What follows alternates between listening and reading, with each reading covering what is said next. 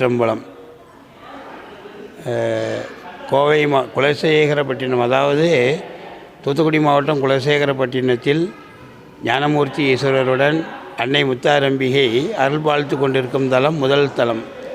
அதனுடைய ஒரு அங்கமான இரண்டாவது தலம் என்பது கோவை மாவட்டத்திலே இந்த சங்கனூர் கிராமத்திலே கடந்த 25 ஆண்டுகளுக்கு முன்பாக சிறு கோயிலாக உருவாக்கப்பட்டு இன்று மிகப்பெரிய அளவிலே பிரம்மாண்டமான அருள் தரும் ஞானமூர்த்தீஸ்வரர் சமேத முத்தாரம்மன் என்ற ஆலயத்தை நிறுவி இன்று அன்னைக்கு 15வது வருடாபிஷேக விழா நாளை நடைபெற உள்ளது.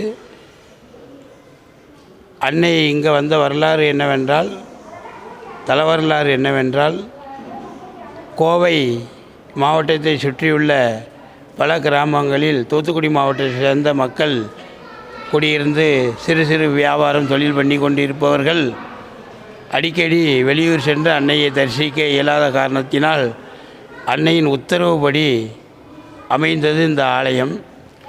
ஆகையால் இந்த ஆலயத்திற்கு வருடத்திற்கு 2 திருவிழாக்கள் நடைபெறும். பெரிய திருவிழா ஒன்று நவராத்திரி பண்டிகையான தசரா திருவிழா, உலக புகழ்பெற்ற திருவிழா. அடுத்தபடியாக ஆடி மாதம் நடைபெறக்கூடிய ஆடி கொடைவிழா என்று சொல்லக்கூடிய ஆடி திருவிழா. இந்த 2 மிகவும் பிரசித்தி பெற்ற திருவிழா. கோவிலில் அதாவது அம்பாள், அதாவது சிவனும் சக்தியும் அமர்ந்தது ஒரே பீடம். இதை தவிர வேறு எங்கேயும் ஒரே பீடத்தில் இருக்க மாட்டாங்க. அதாவது வலது பாகத்தில் சிவனை வைத்து கொண்டு இடது பாகத்தில் அம்பாள் உட்கார்ந்துருப்பாங்க. முதல் பூஜையே பார்த்திங்கன்னா எல்லா சிவாலயங்களிலும் முதல் பூஜை சிவனுக்கு ஆகும், 2வது அம்பாளுக்கு.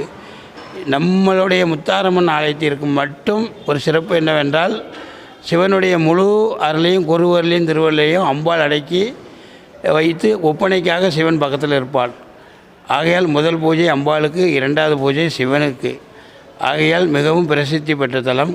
குழந்தை இல்லாத ஒரு மனிதருக்கு உடல்நிலை சரியில்லாமல் போவது இயல்பு.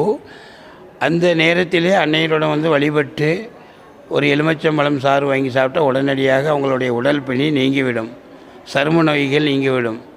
அதாவது உடம்பில் உள்ள முத்து வியாதி, அதாவது அம்மை நோயை தீர்க்கக்கூடிய வல்லமை அம்பாளுக்கு உண்டு.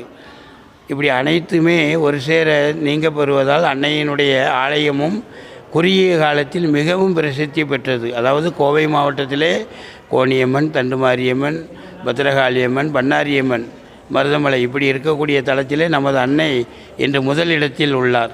ஏன்னா அந்த அளவுக்கு வெள்ளி செவ்வாய் நாட்களில் அம்பாளுக்கு சிறப்பு அலங்கார தீபாவளி நடக்கும் பொழுது ஆயிரக்கணக்கான மக்கள் வழிபட்டு செல்வார்கள்.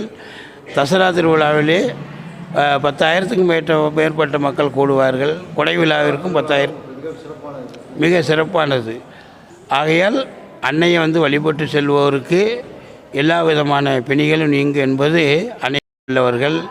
கோவிலை வலம் அம்பாளையும் சுவாமியும் வலம் அவங்க கல்யாணமாகாதவர்கள்